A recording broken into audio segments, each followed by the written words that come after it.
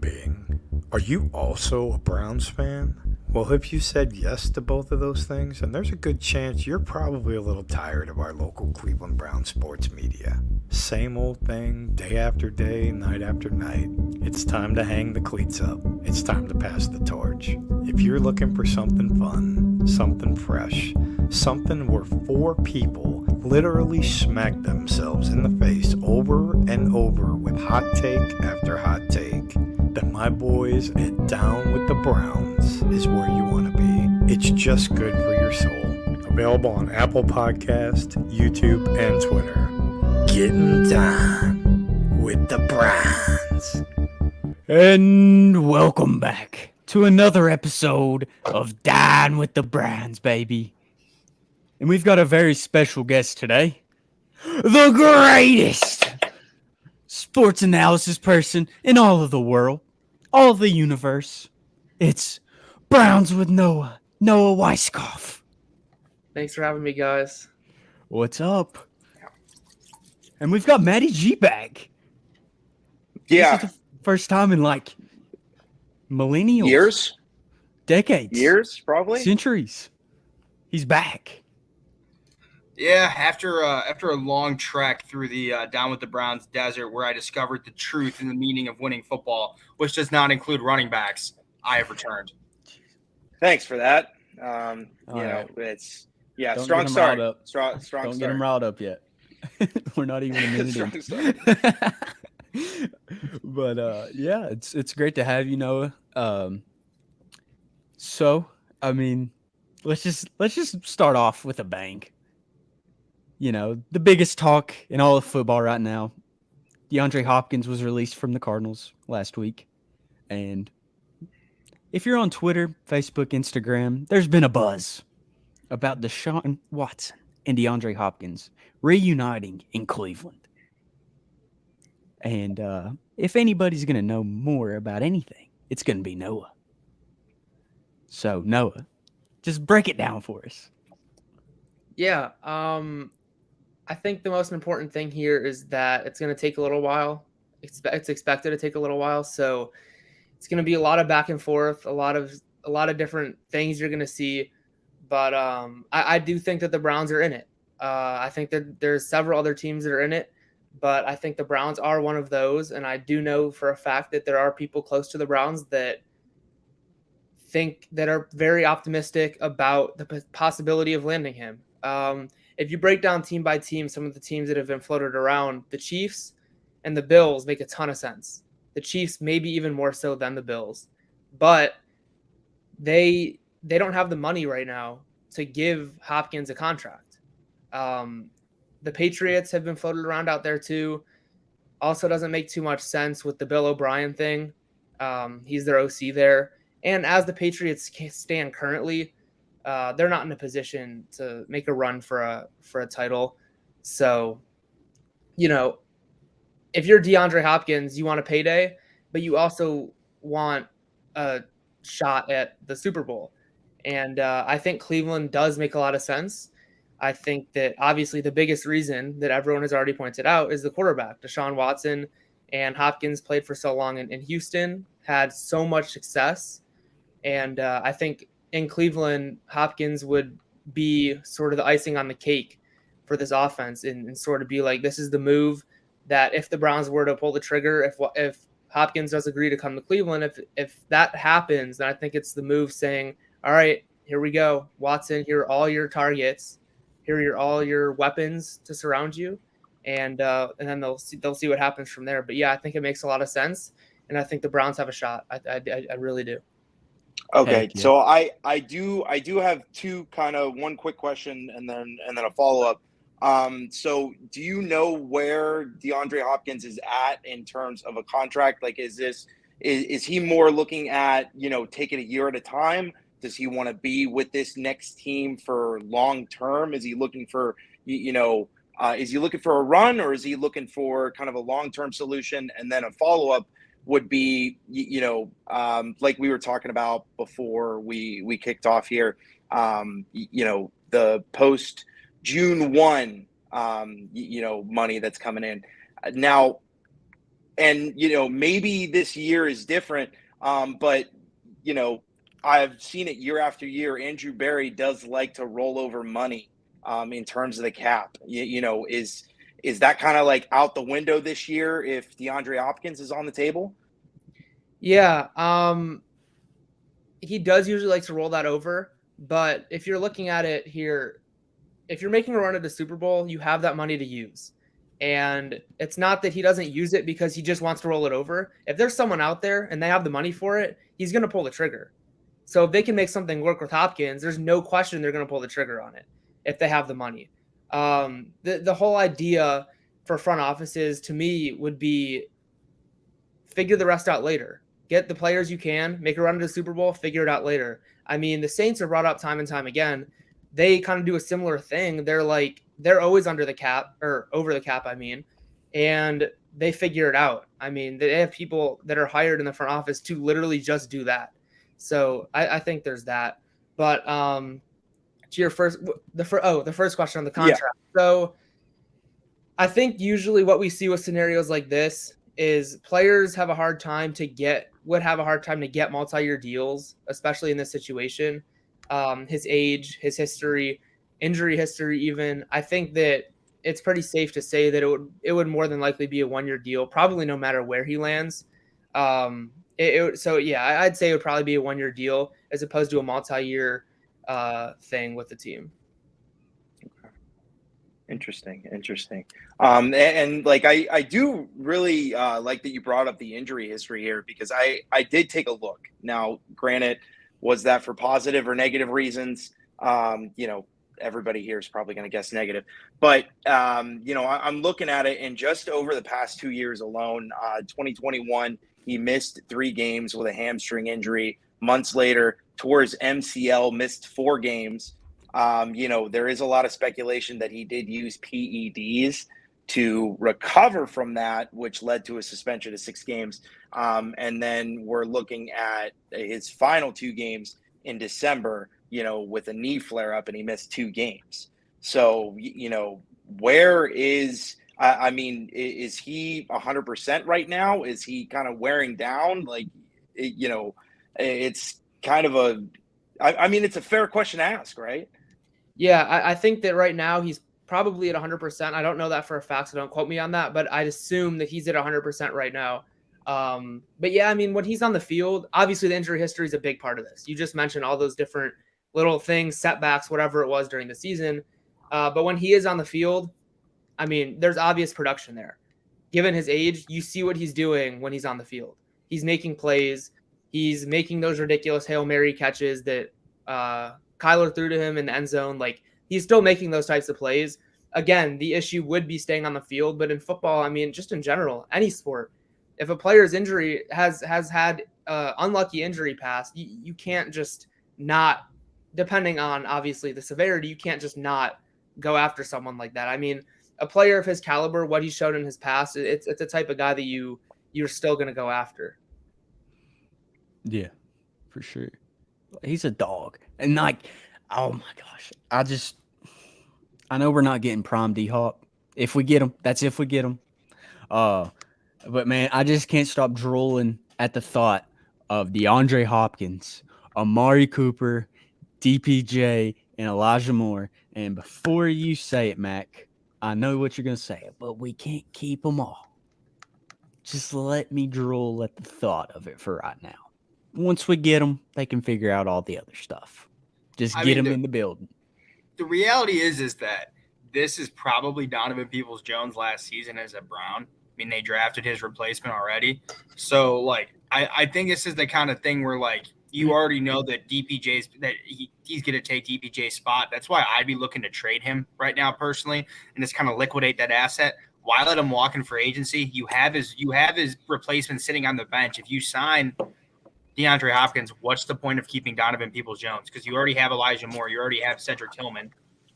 I don't even think this is a hot take. This is just managing assets, because you're not going to pay Donovan Peoples-Jones. I think they've made that pretty clear based on the fact that they haven't extended him yet.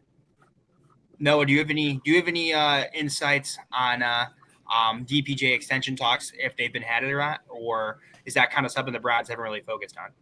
Not to my knowledge. I not to my knowledge that they've had any sort of that they've had anything to say, but they might have had like just beginning talks. I don't really know. Mhm. But yeah, I mean, you bring up a good point. It's a loaded wide receiver room if you bring in a guy like Hopkins. There's a ton of guys, ton of young guys that still haven't been able to prove themselves. You still have a David Bell, who, if you bring in a Hopkins, he's what, 5 or 6 on the depth chart there. Yeah. I don't, yeah. So I don't really know. And a guy like Marquise Goodwin too. He's been incredible so far. And all of a sudden, if you're bringing a guy like Hopkins, you're automatically giving Hopkins a ton of time on the field, obviously. Right.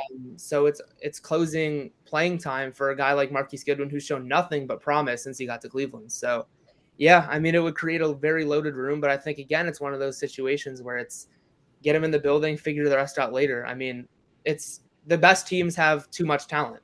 It's really what it comes down to at certain positions. So that's going to be an issue and something that probably is one of the better issues that you could have as a team. So as an organization. Yeah. 100%. So I kind of have something that just kind of popped up in my head. We're talking about bringing a guy in, figure the rest out later, possible guys that could be moved. Guy coming to my mind right here, Amari Cooper. He's fresh off of this hip injury that really we haven't heard much about. Now, Noah, have you heard anything about that hip, where Cooper's at? And follow-up question to that, do you see a possibility of just a simple 1-for-1? Amari's on his way out. We ditch that money, and then we bring in Hopkins. I don't think it's a swap one in, swap one out type of scenario. I think if they're bringing in Hopkins, they're bringing him in to be the complement to Amari Cooper. I don't think that if they bring in Hopkins, it's like, all right, Amari, you're done. I think they want all of them on the field at the same time. They want to win. They want to go to a Super Bowl. Mm-hmm. They want to bring home a championship. But so I don't think that it's like that one-on-one swap. But as it pertains to his injury, he was out at OTAs today, so he's working. He'll be 100%. He'll be 100% by training camp. So yeah, I don't think that's a big concern there. But yeah, he did have surgery this offseason, core muscle surgery, I think it was. So yeah. Oh, and that's good news. Yeah, for sure. And another thing, even bringing in DHop, I think it's even better for this receiving core because you can keep more depth, because last year it felt like all we had was Amari Cooper and DPJ, and we really didn't have anybody else. Like, you go into this season, let's say one of those guys don't make it. Let's just say they do trade DPJ, like Matty G said, like to trade an asset. You're still going into the year with DeAndre Hopkins, Amari Cooper, Elijah Moore, Cedric Tillman, David Bell, and Marquise Goodwin. If they keep 6 receivers. And I might have missed 1 or 2. Like, that's some serious depth that we've not had in years. Yeah, and I think you can obviously tell what the intention going into the offseason was pretty much what everyone expected, was get more depth at wide receiver, improve the defense. And I think that's what the plan was. They executed it. They didn't overpay for anyone. They came off the market in the first couple of days of free agency. And this is the plan all along. And then obviously they pulled the trigger on Zadarius Smith too, who, So. You said that. You said it. I wish I could called it. You did. I need to go find that clip. I know it's too late to boast, to let you give you your credit, but I still need to go find that clip. So yeah. Yeah, it was in the works for over a year. So not the trade necessarily, but Zadarius and his interest in Cleveland. So yeah, that's stemmed way back. Do you anticipate the Browns adding any more to the defense, specifically defensive tackle? Like Matt Ioannidis is still out there, Shelby Harris is still out there. And what do you think is the future of Perrion Winfrey? 2 great questions. I think that they are looking currently probably at another defensive tackle. I don't think it's like an imminent thing. Like, it's not a huge, all right, we need one right now. But I think that it's definitely possible to add one before training camp, anything like that. And also, some of these guys, these defensive tackles, could get cut at the end of camp and right before the season. So if the Browns really don't have anything and they feel like they need a little bit more depth, then I think that they can add one that might have gotten cut from another team that just didn't have a role there. So yeah. And you had one more, right? What was the other one? Yeah. Perrion Winfrey. Well, Right. What are we looking at? I mean, off the field issues. Buddha. I mean, at this point, I don't know what the guy has done besides get in trouble off the field. He really hasn't done anything on it. So Okay, before you go, Noah, okay, so if you don't know why we call him Scooter Boy or Scooter, it's because me and Christian watched him crash into a light pole. We think. So before the game versus, was it the Bucks game or was it the Ravens? Bucks game, It was yeah. the Bucks game. So all we hear is these people go, "Was that Perrion on a scooter?" Yeah. And then we get not even, I think like an hour later, we get a notification. Perrion Winfrey is in he might be out of the game due to a concussion. Yeah. And we're like, he definitely wrecked that scooter. Yeah. And it's just so that's kind of why we call him Scooter. Anyways, back to your question. Yeah, I think as far as I know, they've continued to let everything play out. They obviously haven't came to a decision as to release him. So no real update there. I think that it just time's gonna tell. But as of now, he's at OTAs. He's got a spot on the team. He's on the roster. So Right. So until further notice, he's out there working to earn playing time, I guess, on the field. No, I mean that. Go ahead. Oh no, go. Well, no, I was just in terms of OTAs, not to pivot too much from what we were talking about, but one guy that really stood out to me was Elijah Moore. I had tweeted about it earlier. It just seems that in every clip, he's either in the backfield or he's doing kind of a jet or an orbit motion. It just looks like he's constantly around the ball. It just seems from this organization, they were extremely excited about this trade. How big of a role is Elijah Moore going to be in the offense this year? It almost seems like they have a designated plan. Yeah, I think they do. I think it's going to be a similar situation, but it's almost just more of an upgrade of what they were trying to do with Jakeem Grant last year. Get him involved in the offense, to get him the ball, get him out in space, do as much as you possibly can to get the ball to your playmakers.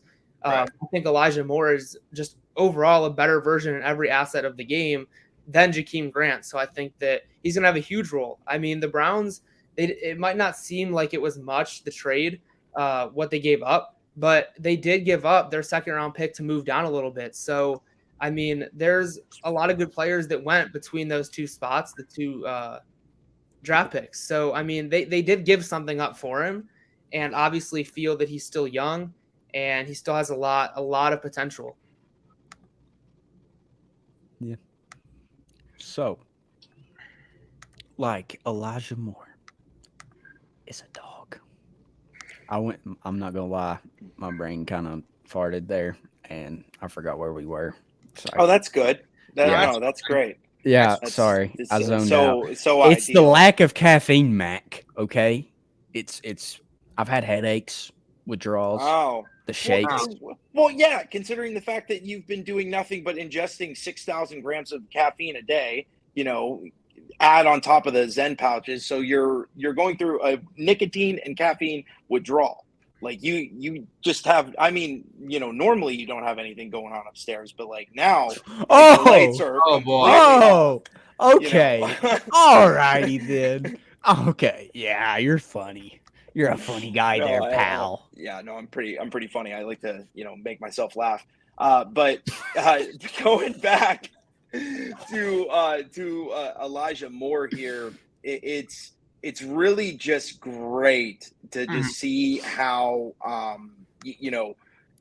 this offense is going to be a lot different than it was last year. It's going to be more more vertical and more horizontal. I know I've talked about this a lot, and yak and pushing the ball downfield.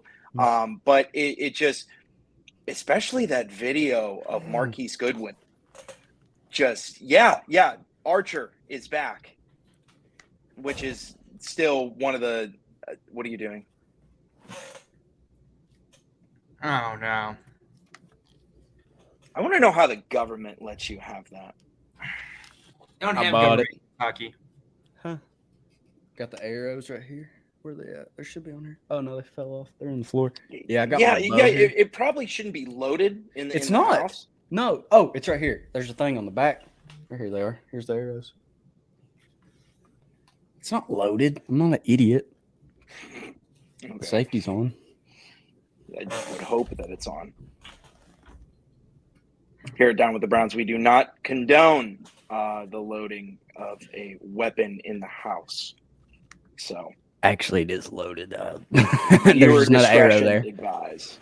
So Noah's like looking at the screen right now, and he's like, "This dude is an idiot." Well, he would be And he's correct. right. He is right. But yeah. I mean, But can we talk about that celebration though? Like yes. it looked like I know it's OTAs. I know it's practice. But Deshaun Watson looks like he got his swagger back. Like he looked like he was feeling himself today out there. I had heard he put on like 10 or 15 pounds of muscle in the offseason. Dog. I mean, everybody saw the weightlifting videos. He's definitely put work in the gym. Noah, or is there any kind of word in terms of like specific like muscle growth with this guy? I'll just tell you guys this: the people around that facility have seen and took notice of him slinging that thing around. I mean, they think that he's returning to his fashion of what he was in Houston. People are impressed, and people are like really excited for the year, obviously, with him getting a full off season, full year at the starting quarterback job. So yeah, I mean, people have seen and took notice of what he's doing. Love it. Yeah, he just looks like he's like the one thing like I can tell you, like I can take from it, I obviously know you can kind of like confirm that, is it seems like he genuinely feels like embarrassed from last year. Like he genuinely like is not happy with how he played, and honestly is taking ownership of that. Personally, I think that's great. I think a lot of NFL players would not be humble enough to admit, hey, last year I was terrible. And Deshaun Watson, it seems like, has taken that as a way to motivate himself to be a better quarterback. Yeah, I think so. I think that it was just in general a pretty tough situation to be thrown into with all the learning the suspension, it being however many games it was, then reduced, and then in the middle. I mean, it was just a lot. Right. And then being thrown in there in the middle of the season with a ton of pressure. Yeah, I mean, it was a ton on his shoulders. And now, obviously, full off season, they're expecting a lot more out of him. And he has been showing it recently. And he's got these wide receivers praising him in press conferences. Like, they're really excited to be able to play with him. Yeah, I mean, it's a completely different vibe from last year. It almost feels like Deshaun feels like he can be a genuine leader, so he's took it upon himself to be in the building every single day. I mean, there's not really much Browns content out there about players being in the building without Deshaun Watson being somewhere around. He's just very much involved, and I think we're seeing the byproduct of that.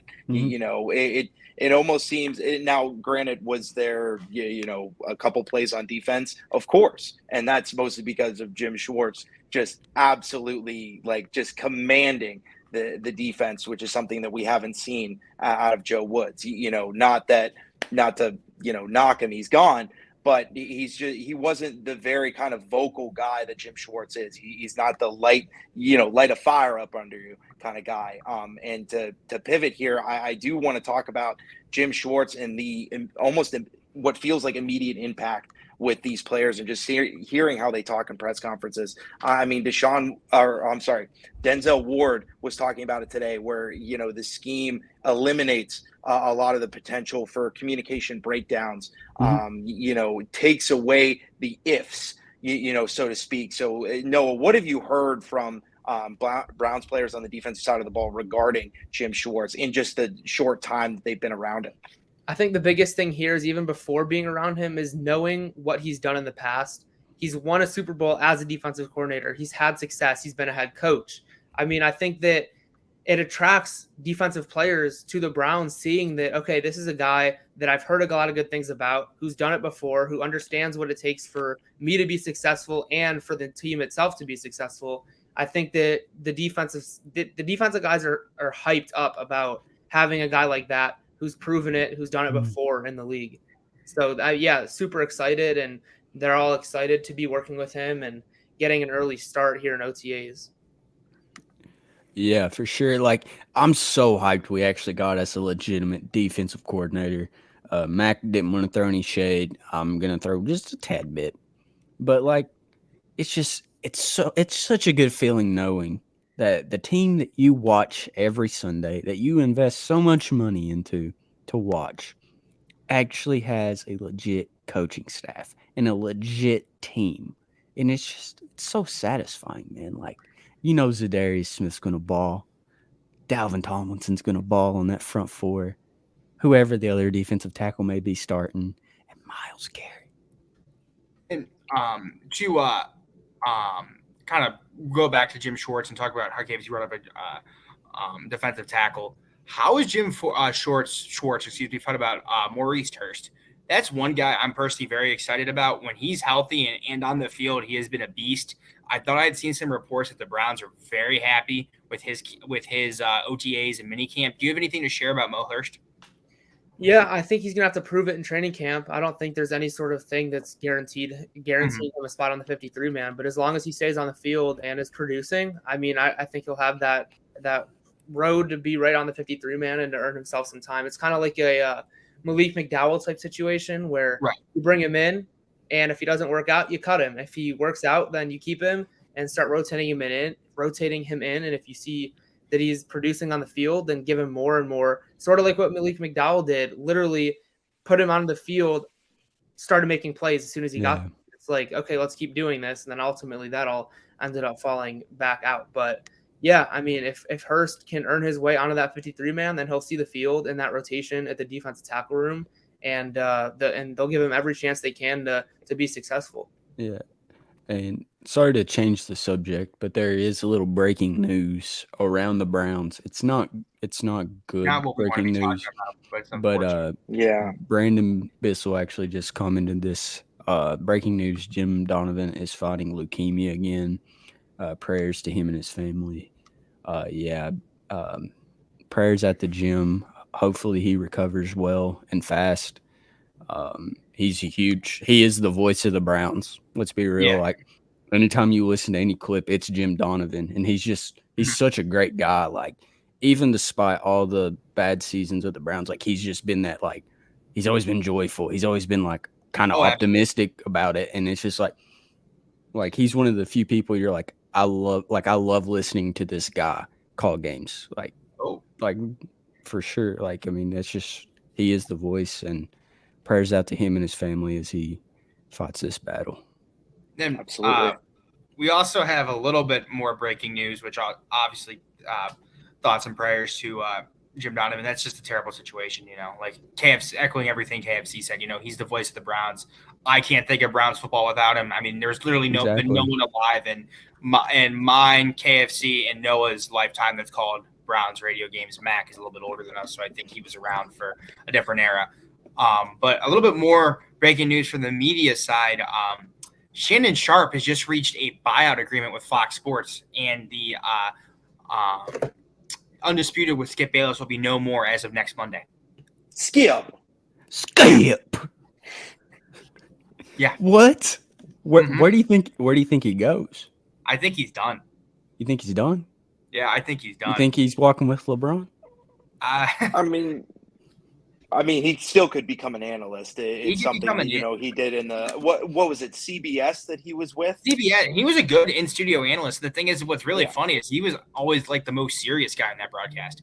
He wasn't funny at all. He was a very serious, like even-keeled guy. I'm thinking it's probably partially. I'm guessing that Fox wasn't happy with him because of that the Lakers game incident. However many months ago that was. You're talking about fighting Ja Morant's dad. He tried to fight John Morant's dad, then tried to fight Dylan Brooks and Steven Adams. I'm not going to make a joke about this. I'm not. Because, I mean, it does involve Ja. I'm just gonna. Yeah, okay. Definitely. I want to so bad. Definitely put it on safety. Yeah, sure. We're gonna wait. Yeah. That's not exactly dance with the moving vehicle. And definitely don't do anything dangerous. I'm not going to pull the trigger on this joke, okay? Yeah. Or don't. We're on Instagram live right now. Or sorry, live stream right now. We don't want to do anything too stupid. Yeah, exactly. But yeah, back to the Browns. I've got to ask you guys, who do you think out of all the additions? Because I don't think I've asked this yet. Out of all the additions Andrew Berry has made, will make the biggest impact for the Browns? Let me go first. Go ahead. Zadarius Smith, and it's by a long shot. They're already, Jim Schwartz did not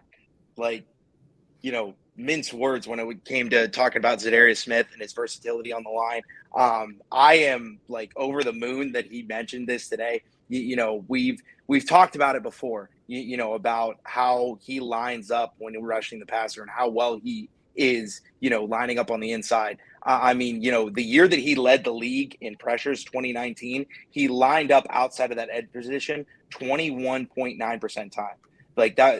There was only one other time in his career where he lined up, technically out of position more than that. And Jim Schwartz talking about how effective he is rushing on the inside like that, it changes absolutely everything. We don't have to move miles around. If the left side or the, whichever side Miles is lining up on the time, if they need him to stay put there, they still have a piece that they can move around. They have Ogbo Okoronkwo, who, maybe he's not so great, lining up closer to the tackle, but you put him out in that wide nine, as that, what's the difference between a wide nine rushing alignment and the typical 3-4 outside linebacker, lining up at edge? It's almost the same position, so to speak.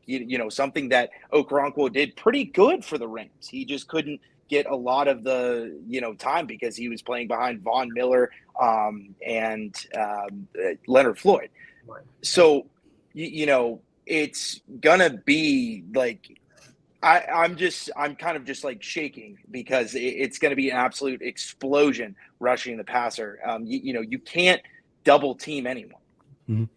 Because, and Jim Schwartz even came out and said, he's more than likely we're going to have 5 guys, rushing here.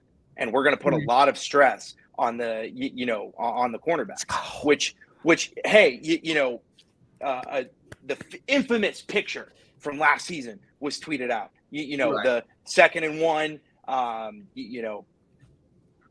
Browns are up, couple scores on the Jets, and I kind of looked at it with my first impression is it's 2nd and 1, and the corners are 7-8 yards off the wide receiver. You're not going to see that in a Jim Schwartz defense, and you're also not going to see. Now, will there be times where they're just going to rush 4? Absolutely, because they're going to be able to get home with 4 with this group, and Ask the New York Giants how they feel about rushing with 4 guys because they won 2 Super Bowls doing it. Yeah. And they beat Tom Brady twice doing it. Yeah. So, it's going to be really great to see Zadarius Smith on the field at the same time as Myles Garrett because you're going to see some magic happen. Coverage sucks. I got to be different than Mac on this one. This is actually a little bit of a shocking one. Biggest impact from an addition, I'm going to go Marquise Goodwin. I think this is finally the Browns finally have a burner. Watson connects with him on 1 or 2 bombs during a game. You're going to see him completely change the offense. He'll open up more running lanes for whoever's playing running back.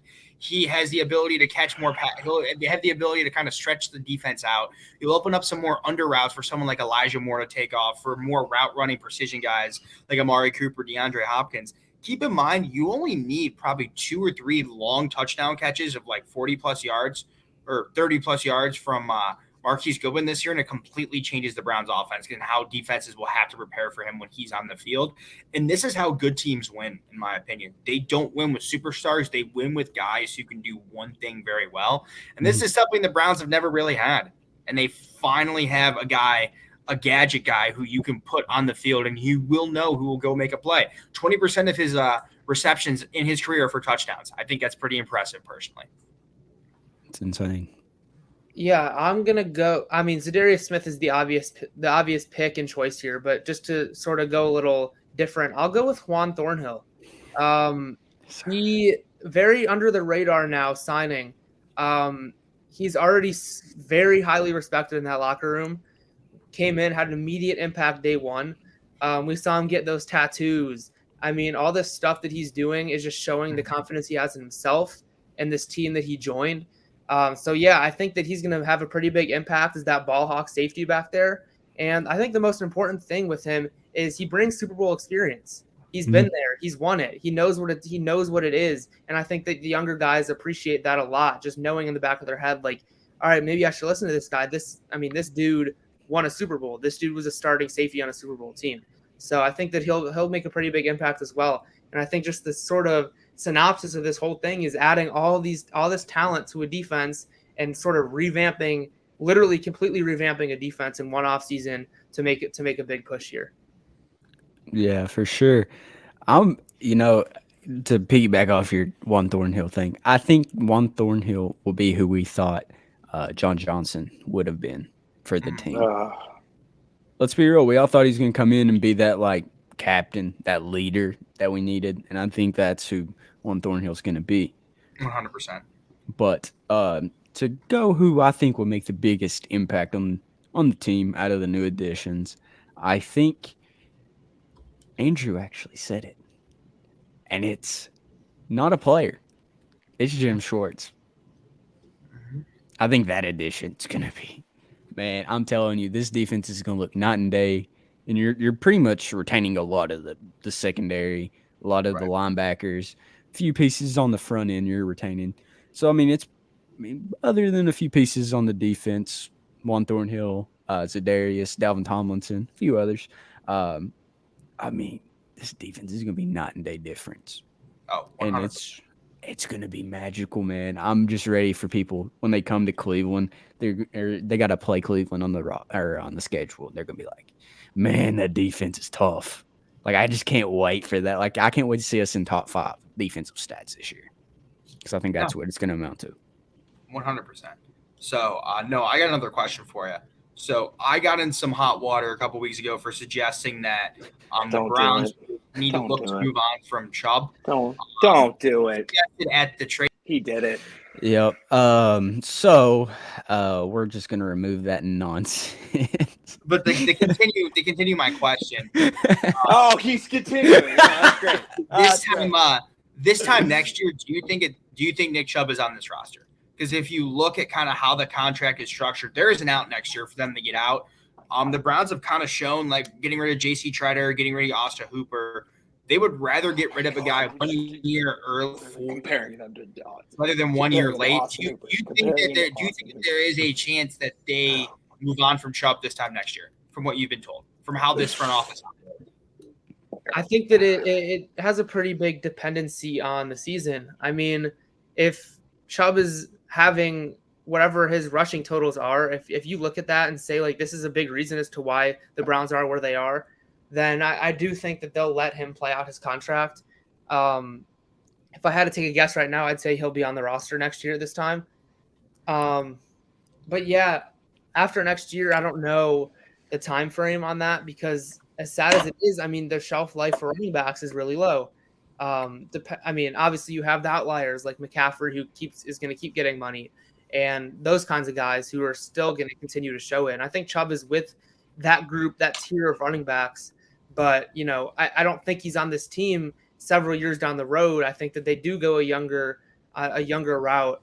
And I do think that as well, they're going to be bringing in a running back with Jerome Ford, with Nick Chubb, another running back to still give them fresh legs. At some point here in the next couple of weeks, probably, if I had to guess. But I think that they're going to look at a veteran option, someone probably who's still got some stuff left in the tank. So we'll see what happens on that front. But yeah, I think he is on the roster this time next year, and I'd be pretty surprised if he's not. Do you have any names that you could potentially drop in terms of veteran running backs? I know Cordarrelle Patterson's been a guy that's been linked to the Browns, kind of more media speculation via trade. How about a guy like Justin Jackson, potentially? Obviously, the Browns, I know they had talks with Jerick McKinnon before he went back to Kansas City. Are they looking for more of that pass catcher out of the backfield type of guy in the free agent / trade market?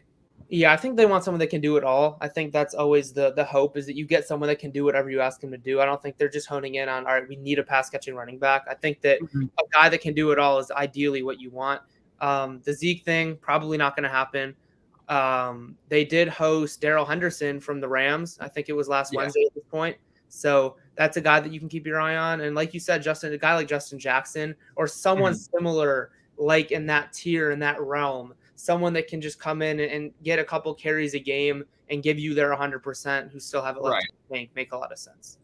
Yeah, no, because we've seen kind of what backup running backs can do in the playoffs. But the biggest example would be for me is C.J. Anderson in the 2019 playoffs for the Rams when Todd Gurley had his weird like tendonitis, whatever, and he stepped up and had some huge games. We've seen like every year you see a playoff team who has a backup running back put the team on his back. You need a second guy. And I think Jerome Ford could be that for this team, but at the same time, you need some sort of a dependable veteran presence. How about, I was thinking about this the other day. How about a guy like Ramondre Stevenson potentially next year? If the Patriots don't hold on to running backs, could that be someone the Browns could potentially look at? Yeah, I mean, it's hard to say for what they might do next year, but I mean, I think that I know this is not the answer you want, but in general, any player that becomes available, and this is like, you might hear it over and over again, but this can't be, this is the truth, is that Andrew Berry looks into it. I mean, no matter what position, no matter what it is, it's always discussed to improve the team. And he preaches that all the time. And I think it goes over people's heads. It's like, all right, here he goes again on this. But literally, no matter what player becomes available, it's always an option. He always is looking to improve the team. So did they look into Zeke then? Was that legit at all? Did they look into Zeke, or is that just kind of they like kind of checking at the dollar store, looking at the candy just to see what they had type of deal? I'd be shocked. I'd be pretty surprised if they didn't look into Zeke. However, again, like, just doesn't seem very realistic. It looks like he's going to want more money than the Browns are going to give him and more opportunity somewhere else. At this point too. Yeah, okay. I mean, he's shown it in the past that he's got it. Obviously, he's aging. But I think he'll end up somewhere on a one-year deal where he'll be able to get an incentive-based contract and be able to get the 8 to 10 carries a game at least next year. But like Kareem Hunt as well, likely out the door. But we'll see if he winds up somewhere, because obviously the market has not shaped up to anyone's thoughts. What is going on with Kareem Hunt? Is that basically our team seeing what we saw last year, that he's just washed? Like, what is kind of going on with him? It's really hard for a running back to sign a contract. I mean, because you can get a guy who's younger, more explosive, and cheaper. So it's almost as if, like, I mean, what's the point in taking a guy like that? Sure, it's proven, but if you stick a running back in some of these schemes, like the Sean McVay scheme, I mean, you just stick anyone back there and they're ripping off runs. I mean, it's a similar scheme to what the Browns run. I mean, it's really hard for an aging running back who's not under contract to be able to continue to get an opportunity. It really is. Do you think the Browns regret not moving Kareem? Sorry, last question, Mac. Do you think the Browns not moving Kareem last training camp when teams were interested? I don't think so. I think what they could have gotten wasn't going to push them over the top in any way. They truly wanted his production last year and whatever he had left, and that's why they didn't move him at the deadline. They didn't move him before the season started. They probably knew ultimately what was going to happen. They wanted his production for another year, and a conditional, whatever it might have been, a conditional 7th rounder, just they'd rather have the production on the field, or a conditional, even like any of those late round picks. You'd rather have a guy who's under contract on the field and see where it goes. Oh, they weren't even getting offered like a 4 for him? I doubt it. A 4th, no, yeah. I mean, these running backs, I doubt it. Dang. Okay, so talking about younger, less expensive, more explosive, Jerome Ford. Is it really? Because it almost seems like this way to me. Because especially hearing Andrew Berry talk about Jerome Ford, it almost seems like RB2 is his job. At least from what it seems like. Is that true? Is this his job to lose here, and they really do want to see what they have in him? I don't think it's necessarily going to be an RB2, RB3 type of thing. I think that it's going to be an RB1 and then an RB2 A and B. I don't think they really see it that way. But, I mean, they love Jerome Ford. he couldn't really get much playing time at running back last year because of how crowded that was. Mhm. But you look what they did with him. He had never returned a kickoff in his career, his football career. They stick him back there in the NFL, and he showed promise. They needed to get him the ball somehow, and that's what they did. And he was the Browns' best returner last year. So, yeah, I mean, he's going to get not even once. He's never returned a kickoff before. Not that I know of. My understanding was that was his first experience at returner. But you get guys the ball. It's a dog. That's nuts. Yeah. So I mean, unless it was in high school or something like that, I don't think he did it at all in college. Wow. Dang. That's tough. To learn like that a lot. Like on the fly. Yeah. I mean, obviously taking reps in practice, like they didn't just throw him in a game and say, Yeah, exactly. But yeah. I mean, just getting guys the ball who can make something with it. I mean, that's what they did. They threw him back there. I remember Tim taking a ton of returns to the 30, 35. I mean, that's all you can really ask for. What do you say? I said it changed the offense when you do that. Yeah. Oh, yeah. It does. And now with the return rule that they just changed, he's going to see some more time anyway at running back. So, yeah. Did this new rule change, in your opinion, end Jakeem Grant's career? It's a tough one because I think he can be so explosive. He can be so explosive in an offense, but coming back from what he's obviously coming back from, it sucks for him. It does. Yeah. I don't think that you're going to – right now, I don't think it's like, all right, he's done, like his career is over type of thing. But, yeah, very unfortunate. And I know how hard he's been working to get back to where he was, to what his form was, because he knows what he's capable of. He's an all-pro returner. I mean, right, he is. So, okay. Matty G, what do you have against him and Harrison Bryant? Because, ever since I've known Matty G, there's been three guys that he's been trying to get out of Cleveland, and it's Kevin Stefanski, Jakeem Grant, and Harrison Bryant. Well, technically four. You forgot one. JB Bickerstaff? Don't even. No. Which don't one? even. First team All Barley House.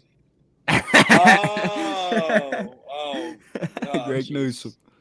Yeah, but I sat down with Jakeem and talked to him about what his recovery process was like and all that kind of stuff. He was an amazing person to talk to. Mm-hmm. Felt so bad for him. He was going through mental hurdles when he suffered the injury and all that kind of stuff. So to see him coming all the way back, and now he's, if not 100%, very, very close to it. And he told me he'll be 100% by training camp for sure. Very unfortunate that rule is like that, but we'll see what happens. I mean, he could, if they can find a way to keep him, then they will. But it's going to probably be pretty tough for him. It's an unfortunate situation, especially because last year in camp he showed a lot of promise out of the slot, and it's one of those things where I think if they didn't sign Marquise Goodwin, you could look at him as a downfield threat because we've seen him capable of doing that. I want to say he caught a couple long touchdown passes from Justin Fields in his rookie career. In his rookie season, he caught at least one. So he kind of is that burner. But if you look at it, I mean, this is kind of reminds me a lot of the initial NFL kickoff rule changes with Josh Cribbs, where that kind of took him out of the game and you saw Cribbs' value kind of plummet. That's my fear for Jakeem Grant. And it's a real unfortunate situation. And no, I don't hate Jakeem Grant, Christian. Mm-hmm. So speaking of special teams, can you touch on Bubba Ventrone not only being back in the building as a former Browns player, but the impact that he's having on special teams? Because this, and we've been talking about additions this whole time, but yet we've yet to talk about the biggest upgrade in a special teams head coach. Nothing against Mike Prefer, forever thankful for that playoff win in Pittsburgh, but Bubba Ventrone was the best special teams coach over the past 3-4 years and mostly because he played the position. He was a special teams player. He made a living playing special teams. So now he's coaching it. He's back in Cleveland. What are the immediate things that you've noticed? Huge addition. Players love him.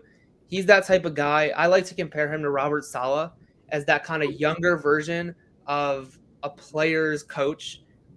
Just understands obviously understands what it takes, understands what it's like in a locker room. I do truly, and I said this right after they hired him, I do truly think that if he coaches an outstanding special teams group for a year or for a couple of years, I think that you're going to start to see him get some head coaching interviews down the road here, because it's, that new younger type of guy who's done it, the player. And if he shows that energy, kind of like what Robert Saleh did on the sidelines as defensive coordinator for the 49ers, I think that he could start getting some interviews in a couple of years. Yeah, I mean that I noticed that, Andrew, and I also noticed the fact that his neck is wider than my head. He's just an absolute, and you could just see the juice on his face. But Bubba Ventrone did touch on Cade York, and the state of him going into next season. Do you know if there's, just like how you said earlier, AB looks at everybody. But is there any kind of noise of bringing in a kicker for competition? My understanding is that the plan is to not. Okay. The plan is to stick with Cade York and, see where it goes. So no, not even with Brandon McManus being a free agent? I have not heard anything that they are looking to bring in a kicker. I mean, that obviously makes sense. Yeah, I mean, I think that they are going to be rolling with Cade York, and I don't think that competition is going to be brought in as of now. So, to kind of piggyback off of that, we talk about AB valuing his draft picks. Obviously, it took a year and a half in his administration, 2.5 years in his administration before he cut one of his guys, Richard LeCount, last year. When you look at how he runs the front office, how do they value draft picks in terms of the 53 man? When we start looking at guys who might get cut, is someone like David Bell who may not have a long-term fit on this roster, potentially? He was not great last season. If they upgraded wide receiver, how will AB address that? Because in years past, because he was a draft pick and such a high draft pick, he wouldn't have been as much of a threat to get cut as you think. So from your knowledge, how does AB kind of play with the roster in terms of valuing his picks and letting them develop while trying to win? Yeah, I think this is for most front offices around the league at this point in the NFL. This is just the stage that we're at, is that most teams aren't cutting any draft picks. You're literally looking at a 6th, 7th round pick on most teams and saying, all right, this guy's probably going to make the roster because they used a selection on him. Mm-hmm. But specifically for the Browns, I mean, I think that any draft pick has already the upwards hand of making that roster. And especially with Bell, a 3rd round pick, right? I mean, absolutely. They're not, I'd be stunned if they cut him this offseason. Stunned. And I think that, I don't want to speculate too much, but a guy with Anthony Schwartz, who this wide receiver room is so crowded, it's looking really tough for him to make a push for the 53 man. But again, a 3rd round pick that obviously they see promise in. If they can make it work, they're going to make it work with him. And if not, then I think that you still start to see them explore some trades at the end of camp, try to get a pick back out of him for a team that has an empty wide receiver spot that they could just fill him in there and try to develop him a little bit. What do you think the issue is with Anthony Schwartz? Is it all in his head? I think it's a part of it. I do. This was a risk they took, and obviously has not played out yet, if it ever will in Cleveland. But there's no saying that he can't go somewhere else and then produce and become a solid role player, a wide receiver that can rotate in there. I can't see him doing anything more than that. But yeah, it was a risk that they took because of his speed, and ultimately just didn't play out for him. That makes sense. So, one final question before we end this episode.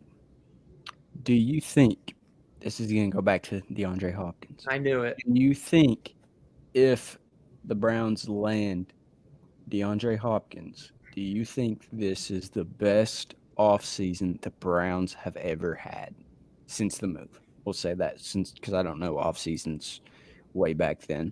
Do you think this is the greatest offseason the Browns have ever had? I'll put it this way. I can't think of one that comes to my head immediately that is like, all right, this was better. I think that at the time, we probably thought that the Odell Beckham Jr. offseason was like the best thing to ever happen. Yeah. Obviously, that didn't play out. But yeah, I mean, it's not even the names that they got, it's the sheer amount of depth that they added with talent. I mean, it's the defensive line that they added to. Everyone thought that Okoronkwo was going to be that guy across from Myles Garrett. Everyone's like, all right, this guy's young. They got him on a cheaper deal. He's going to be the guy. They got him for cheap, and he's going to produce across from Myles Garrett. Boom, they bring in Darius Smith. He's going to see time. There's no question he's going to see time, but it's that fresh set of legs that they have. It's bringing in a Juan Thornhill. It's keeping that cornerback room pretty much the same, re-signing even A.J. Green, who super under-the-radar player, who comes in, and when he has to come in, I mean, he produces. Like, he's a solid player. And it's keeping that relationship with Greg Newsome. I know that whole thing went on earlier in the offseason. It's still having a guy like Denzel Ward. MJ Emerson has shown serious, serious potential in that room. And then the linebacker room, they've kept pretty much the same. But, you know, they brought in 5 linebackers today for a workout. So they're obviously going to add something to that room. It's not going to be probably a big name, but they're going to add still depth to that room. But that's, again, a position that's sort of like running back, going down and down and down. That's up for debate, obviously, as if it should be like that or not. But it's another position that's like that. And then even to the offense, I mean, you look at offensive line. Like this front office doesn't want this team to be, let's get everyone in here, let's win a Super Bowl, and then after that, we're screwed. This is like, they want this to be a dynasty. They want it to be, you continue to have players coming up behind the good players. So when you can't afford to keep them, or when something happens and they can't play, you have young guys who have potential that are going to step in and be able to produce for you. So I think that going back to the original question, this is a long way around it. But yeah, I think this is A+ offseason. Then before we end the episode, I have one last quick question for you, Noah. In your mind, what is an acceptable stat line for Deshaun Watson this year for the trade to be considered a success?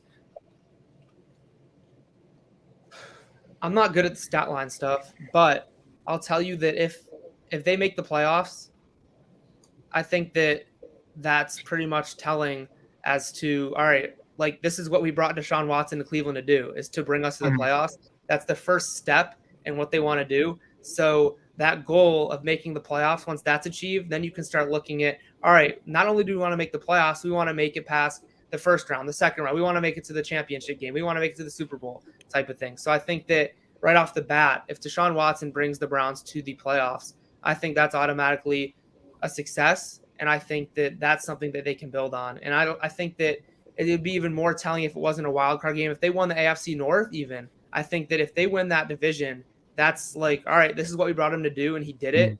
And then it's only up from there. Heck yeah. I'm just hyped, boys. I'm hyped.